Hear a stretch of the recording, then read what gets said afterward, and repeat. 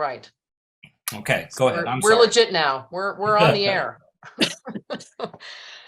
So my title is Director of Research and Collections.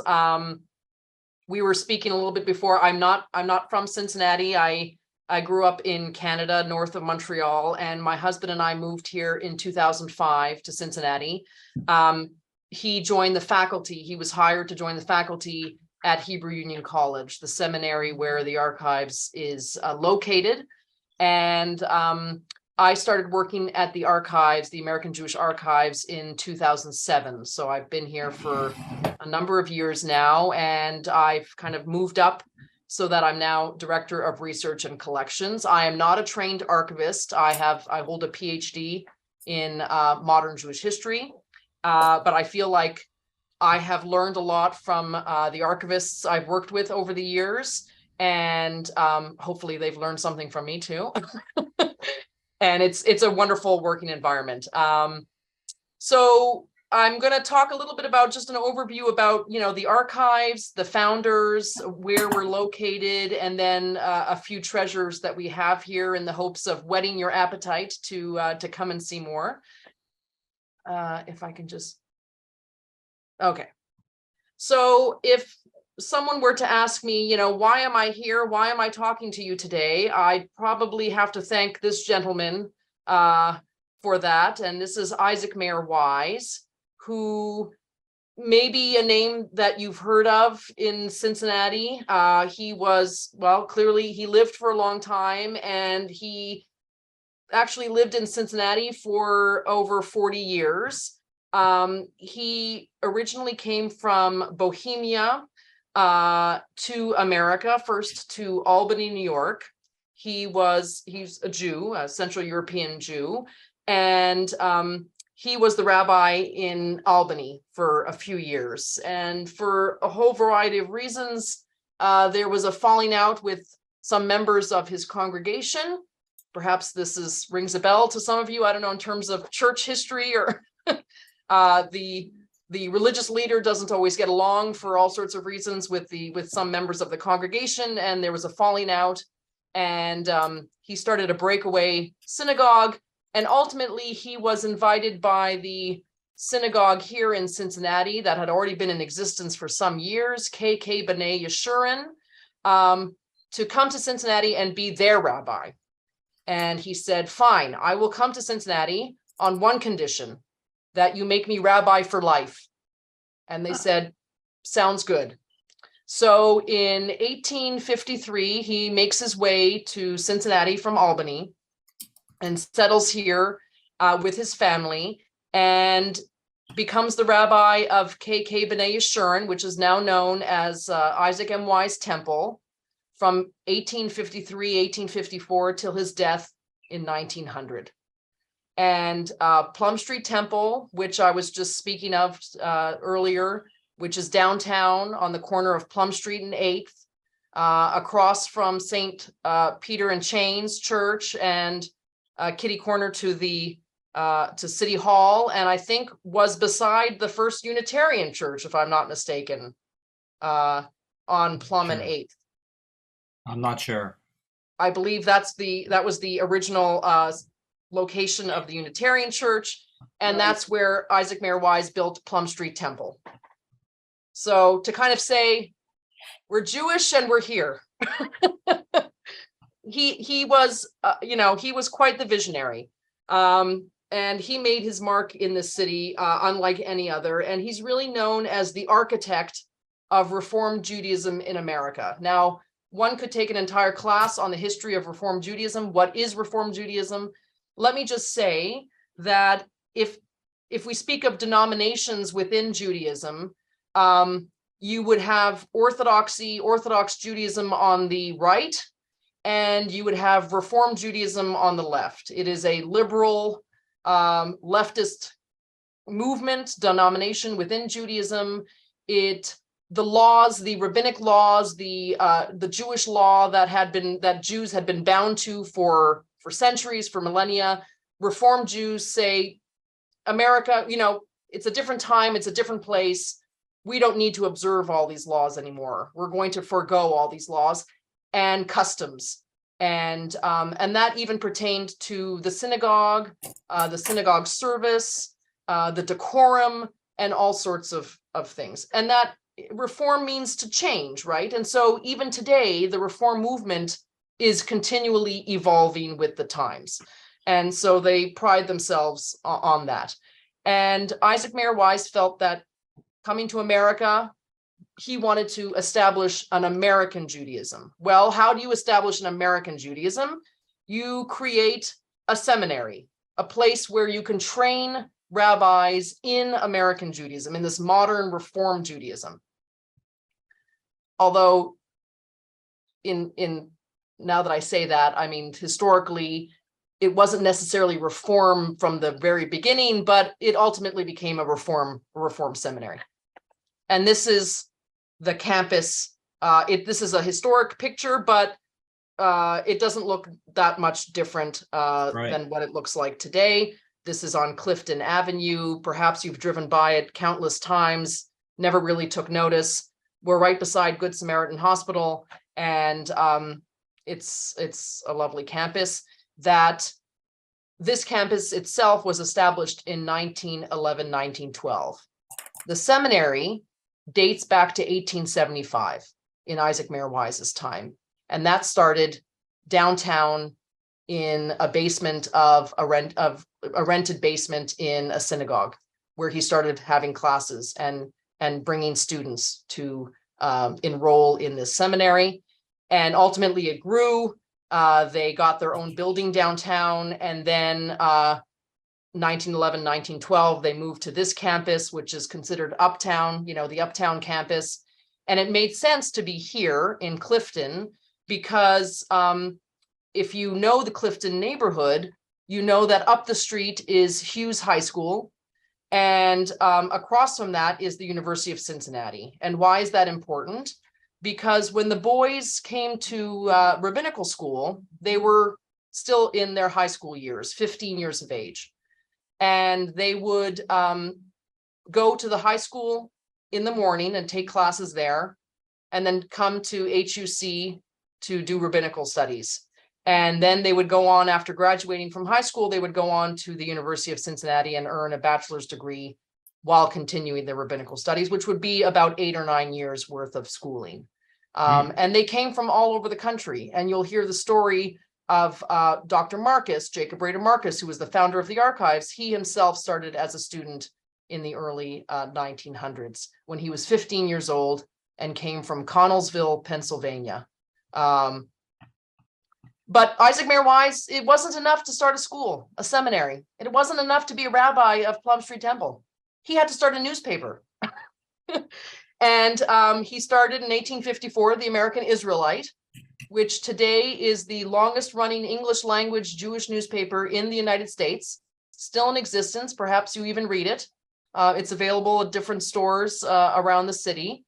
And well, that wasn't enough either. He had to, because he wanted to found this school, right? He needed to gather support from other congregations in the country. So he started something called the Union of American Hebrew Congregations. And that was the synagogue arm of the synagogue body of the movement. And that was in 1873. So that by 1875, he had enough support and financial backing to actually start the college. And 1883, he establishes the Central Conference of American Rabbis, which is the actual rabbinic arm of the movement. That's the organization that all of the Reform rabbis belong to. Again, 1883, still in existence today. So we have much to thank Isaac Mayer Wise for, first and foremost, for me, for a job here in Cincinnati. And this is on the campus. This is the American Jewish Archives. And the image on the top left is the new building, part of the building that was dedicated in 2005. It's a very modern, lovely building. And on the bottom right is, you can still see the original, one of the original buildings of the 1911-1912 campus. That was the original library of the campus. And in 2005, 2004, 2005, they added to the building. And that old library is now our reading room. And I think I have a picture later on of that, so you'll get to see that. And who do we have to thank for the archives? Well, Jacob Rader Marcus. Again, a name you may have heard of in Cincinnati. He was a well-known Cincinnatian, not originally from the city. Again, he was born in Connellsville, Pennsylvania, but grew up in his teen years in Wheeling, West Virginia. I misspoke before. So he came to Hebrew Union College in about 1911 or so from Wheeling, and was a student here and interrupted his studies to fight overseas during World War I. And you may ask, well, as a rabbinical student, he didn't have to enlist in the army. He didn't have to fight. But when he was interviewed by Nick Clooney many years ago, Nick Clooney said, Dr. Marcus, why did you enlist in the army? He said, by that time I had 5 or 6 years of rabbinical studies. He said, I had rabbinical studies come in on my ears and I needed a break. So I joined the army. And apparently one of his prized possessions was his discharge papers from the army saying that he was free of venereal disease. He had it framed and kept in his bathroom. So it was something to tell you about the humor of Dr. Marcus. But he's not only the founder of the archives, but he's really known as the Dean of American Jewish Historians. He was trained as a medievalist, a medieval historian, but in the 1930s and really in the 1940s, in the wake of the Holocaust and World War II, he saw the need to preserve the records of the Jewish community, lest they be destroyed as they were in Europe. And he set out for himself the task of establishing this archive in 1947, which he did with a little bit of funding from then president of the college, Nelson Glick, another famous Cincinnatian, the famous archaeologist who taught and was president of the college.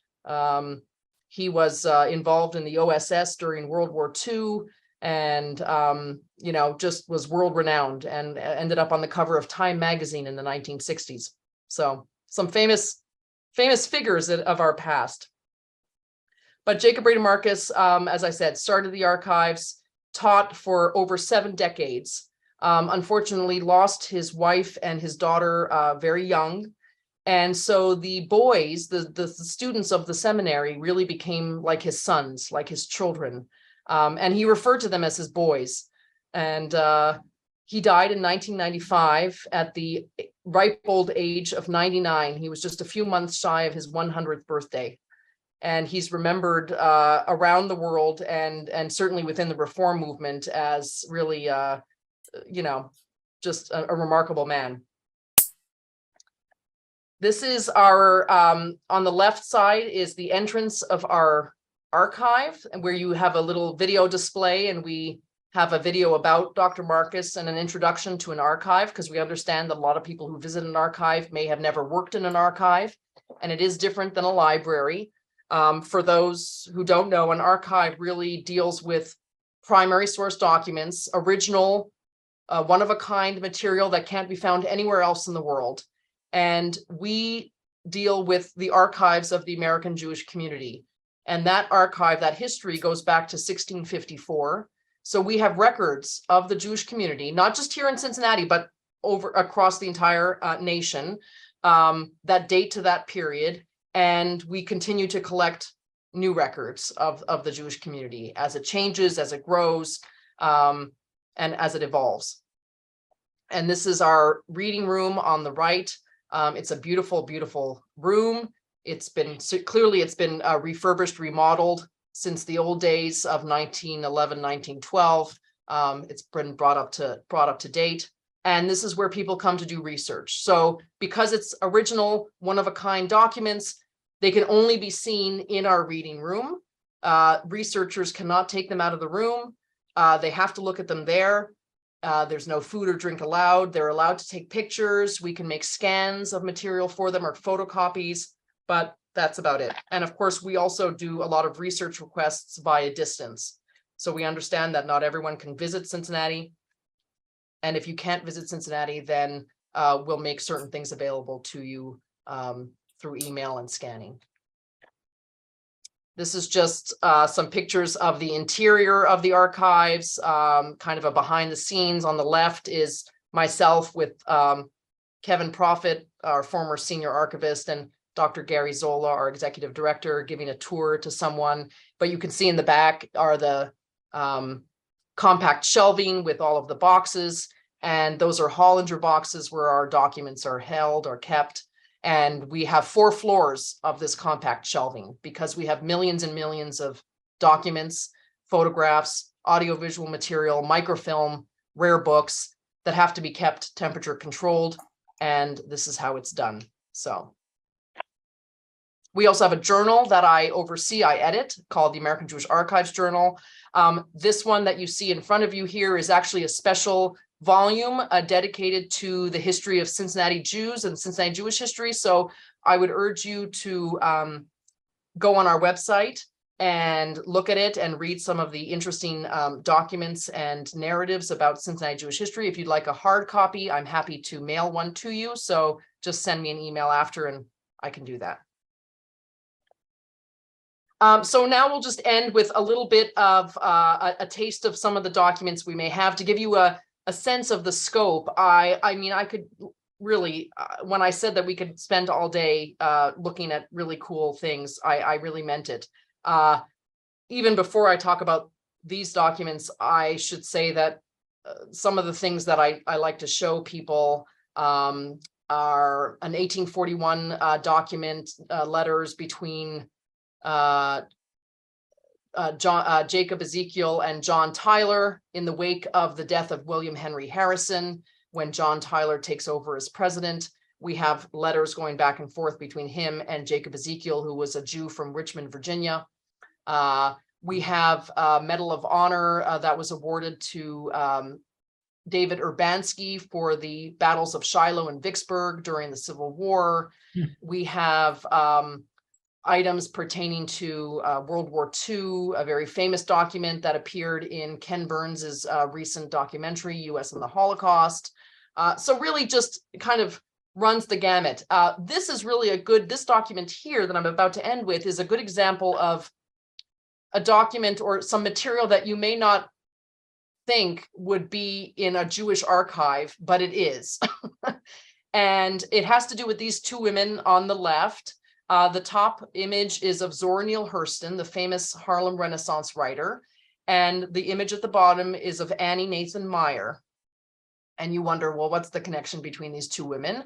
Well, Annie Nathan Meyer was a Jew from New York City, who was one of the founders of Barnard College, the women's college affiliated with Columbia University. And Zora Neale Hurston was the first African-American student at Barnard. Annie Nathan Meyer met Zora at a party, and she quickly became enamored with her and her work, and became one of her most ardent supporters, a benefactor of her, and enrolled her at Barnard. And we have letters that Zora Neale Hurston wrote to Annie Nathan Meyer because we hold the papers of Annie Nathan Meyer here in Cincinnati. There are also some Annie Nathan Meyer papers held at Barnard College, but we have a collection as well. And this folder, it's just a folder's worth of letters, but they're so rich, and they really, show you the relationship that they had, the affection they had for one another. And the content is so wonderful that I just wanted to share a little bit with you. This is a typed letter from 1925 that Zora Neale Hurston wrote to Annie. This was in response to a book that Annie Nathan Meyer wrote called Robert Annis, Poor Priest. So Zora Neale Hurston starts the letter by talking about the book. And I'm focused mostly on the 3rd paragraph here, where she says, I particularly like your descriptions of and about the minister. I don't care for detailed descriptions as a rule and often pass over them altogether. But after the first line, I had to read yours. You are colorful, but you have a great deal of background for that. You are a poetic race of people. The Old Testament is my only reason for ever opening the Bible at all. Such powers of storytelling, such magenta speech figures. You can't beat the Psalms for word music, nor the prophets for prose poetry. Those old boys were up and at 'em. Those first chapters of Genesis are not equaled by even our best writers. And that old heathen, David, why, he's 100 bestsellers rolled into one. He had a way with him. He could do anything and make it respectable. I love the old devil more than any character in either history or literature. With one hand, he plays divinely upon the harp, slays his enemies with the other, keeping one eye on the ladies and the other on his workmen building cities. He went in quite extensively on the sun business too, I believe. And then she goes on to finish her letter. So just really sweet and just wonderful. You could tell she's a gifted writer even as a student. This is another handwritten one from 1925. She's writing, I guess, about a transcript for school. And she says, the second paragraph, I'm tremendously encouraged now. My typewriter is clicking away till all hours of the night. I'm striving desperately for a toehold on the world. You see, your interest keys me up wonderfully. I must not let you be disappointed in me. Oh, I can't. No, the little praise I have received does not affect me unless it be to make me work furiously. Instead of a pillow to rest upon, it is a goad to prod me. I know that I can only get into the sunlight by work and only remain there by more work. But you do help me immensely. It is pleasant to have someone for whom one does things. It is mighty cold comfort to do things if nobody cares whether you succeed or not. It is terribly delightful to me to have someone fearing with me and hoping for me, let alone working to make some of my dreams come true. And then she says, is Mr. Meyer improving? I hope, that's her husband. I hope so, truly. I'm sending a bit of ultra-free verse for him to take his medicine by. And then she puts weak ending in parentheses. I love that. All of the editors of verse magazines are panting to know who the author of this masterpiece is, but you're my friend and must not expose me. Editors are violent men. Yes, I look forward eagerly to that brief chat with you before you go away. I say brief because you have so little time, and I do not wish to tax your kindness too much. Hoping to have another letter from you, I am, Mrs. Meyer, your grateful and obedient servant, Zora Neale Hurston. They just don't write letters like that anymore, people. No. The sad thing is, I don't know, Zora Neale Hurston, one of her famous books was Their Eyes Were Watching God, Her Eyes Were Watching God. She was an anthropologist by training, a folklorist, but really kind of died in obscurity, unfortunately. And she died in an unmarked grave in Florida. She was buried there.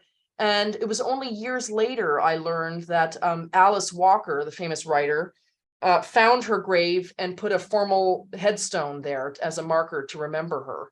And now, fortunately, her work is seen a resurgence or an interest. There's a renewed interest in her books and her writing. And so again, people are always contacting us to ask about the letters. So we have people who are doing, African-American literature, American literature, who want to see these letters to get some insight into Zora Neale Hurston.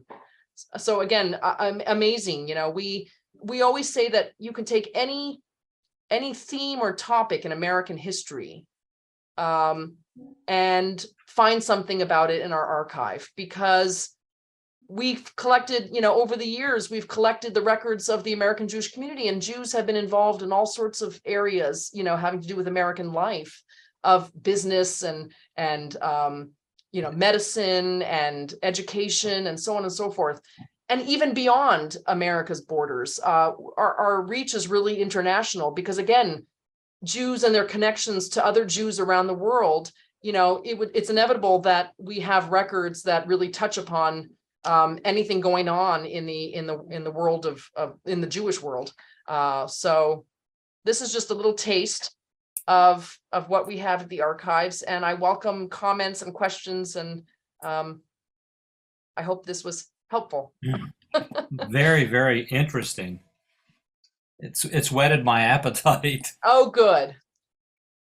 I can Uh, stop sharing now, I suppose. Sure. Okay. Yeah,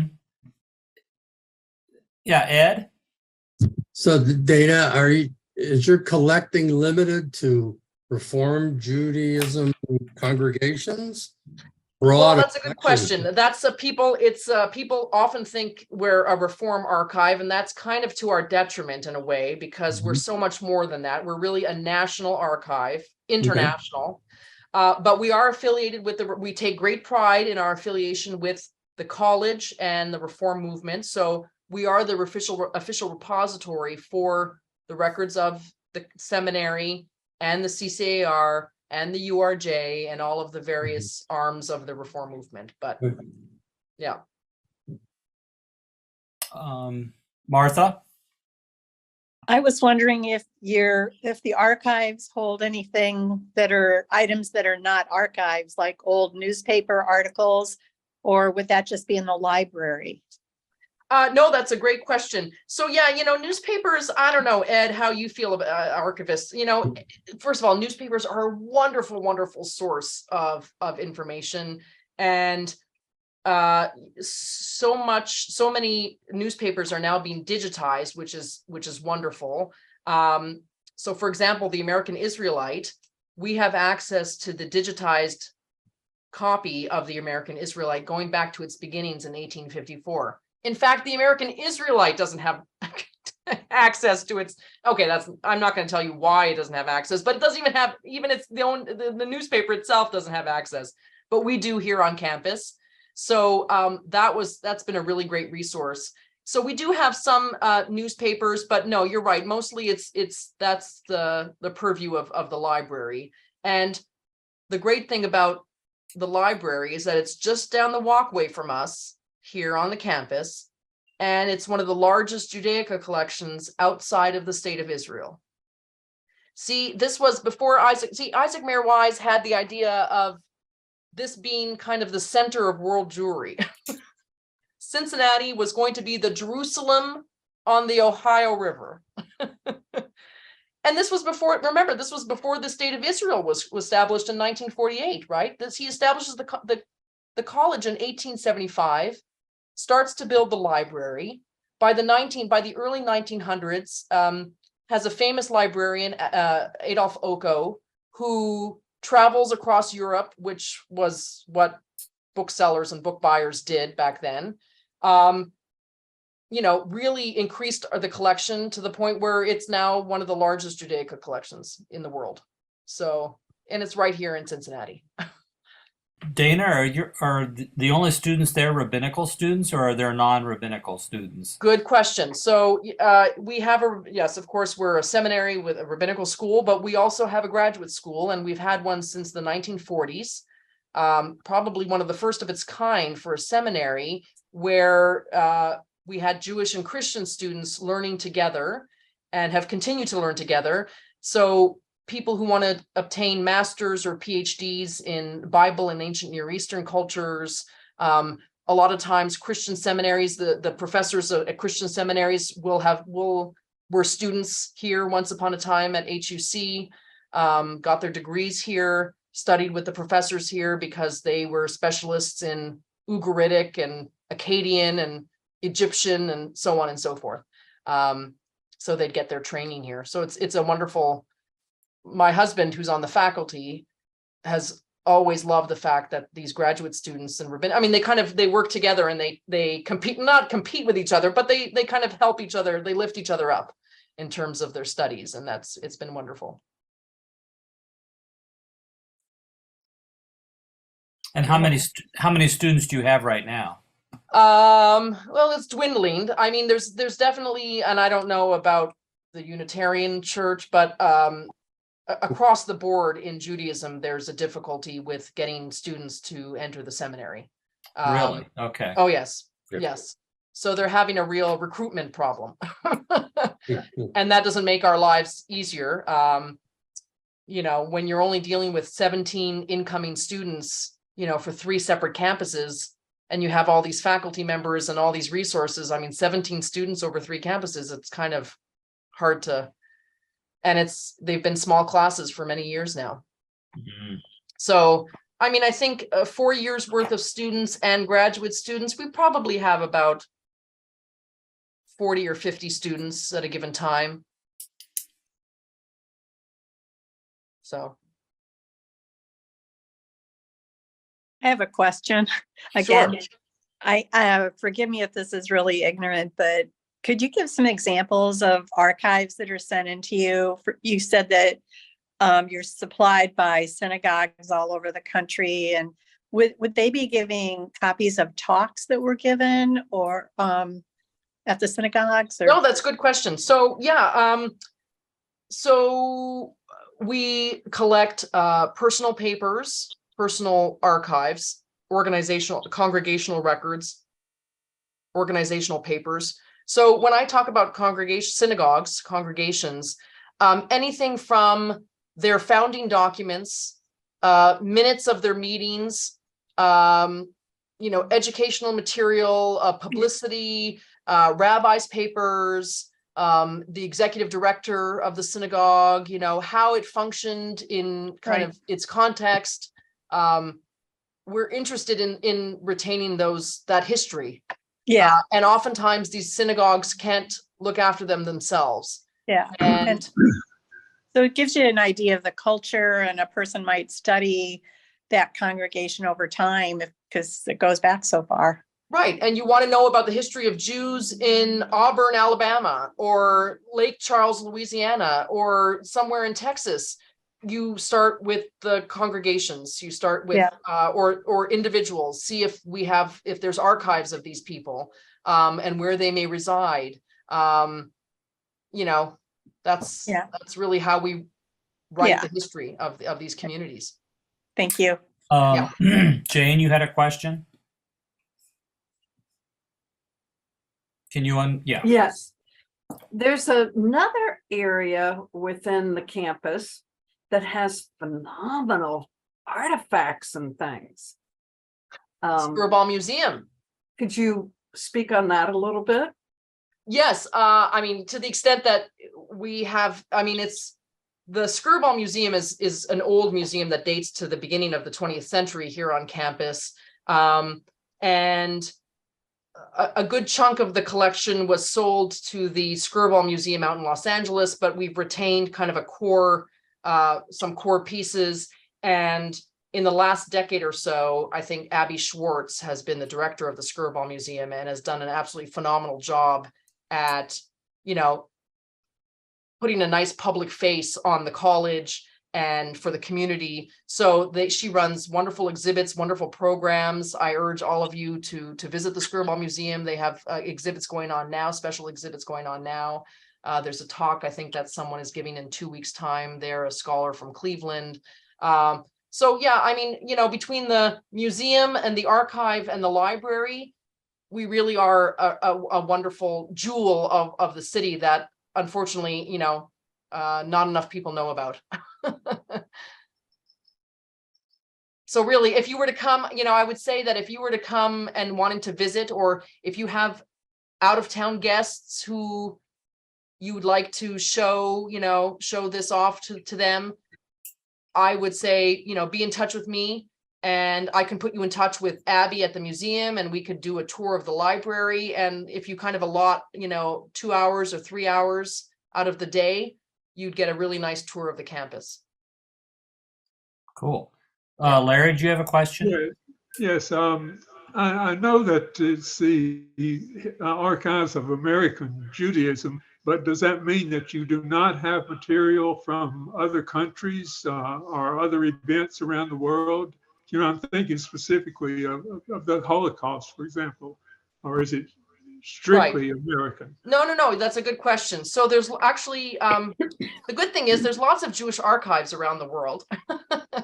I should just qualify your statement. We're not an archive of American Judaism.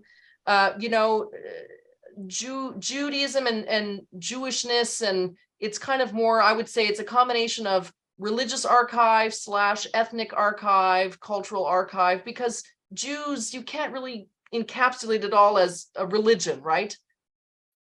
Mm-hmm. Jews don't have to be practicing Jews to be Jewish. Right. So we collect the records of American Jews, of the American Jewish community writ large. And as I said earlier, the connections that American Jews have had with Jews around the world, right, can be found in our archive. One of our most used collections is the records of the World Jewish Congress, which was established in the 1930s, 1936, and was essentially the political arm of the Jewish of world Jewry. And it had an office in New York. And we have the records of that New York office of the World Jewish Congress, but it had offices in Geneva, it had offices in London and Jerusalem. So it's really an international organization. One of the other large organizations that you may have heard of is B'nai B'rith. That was the oldest Jewish fraternal organization established in 1843. We have the records of that organization here. It has lodges literally around the world. We have the records of some of those lodges, so in Germany and other countries. But again, it's kind of, you know, we're interested in its connections to America. You know, if it has a strong connection to America, then we're interested in that archive. If it doesn't, then I'll do my job in trying to help match the archive to where it should go. So for example, at the Center for Jewish History in New York City, it's an umbrella organization with 5 different archives, Jewish archives. The Leo Baeck Institute, which is focused on the archives of German Jews. YIVO, which is the archive that's focused on the history of East European Jews. The Sephardic Archive, which is the archive dedicated to Spanish-speaking Jews or Jews from Spanish lands, and other archives as well. So, and then of course in Israel, there's a number of Jewish archives, and around the world, there's other archives as well. And Canada, I should say Canada, since I am Canadian. They have wonderful archives in Canada, Jewish archives. So, you know, if one does research in, you know, of course, you have to come to Cincinnati if you're doing American Jewish history. You have to go to New York to go to the American Jewish Historical Society. But you may not necessarily have to go to the Leo Baeck Institute. But if you're doing German Jewish history or the Holocaust, well, you'll probably have to go to our archive and maybe some other archives as well. And we're sharing the wealth. I mean, there's certainly enough archives to go around. And the idea is, as a researcher, as a historian, you just go wherever the archives are. And if that means traveling the world, then you have to travel the world. Although more and more material is now being digitized and put online, so that certainly helps. But for our collection, the majority is not digitized. So you have to, you know, make a trip here. We have a wonderful fellowship program where we bring scholars from around the world to spend 4 weeks at a time in our archive. It was established in 1979, and this year we have 19 fellows coming from Germany, Japan, Israel, Canada, the US, and they work on books that they're writing, or documentaries, documentary films, or their PhD theses. And then they do a little seminar where they present on their work. And hopefully the relationship we establish with these researchers will last for decades, because inevitably they need to come back because they continue to be interested in American Jewish history. So Thank you. Well, we wish you the best, and we certainly thank you tremendously. This has been very enlightening. thank you. And, I appreciate it. yeah, thank you. Yeah. Thank you so much. Anyway, you. it's been a pleasure, and I hope to see some of you on the campus. If you'd like to go to ordination services at Plum Street Temple on Saturday morning, you are more than welcome to attend. It's at 9 a.m. and it's sure to be an experience. So Sure. Well, thank you. Thank you again. I'll be there. I'll be there in my McGill robes. You'll see me all dressed up, all dolled up. Nice. Thank you, Dana. Bye-bye. Thank you. Thanks. Bye-bye.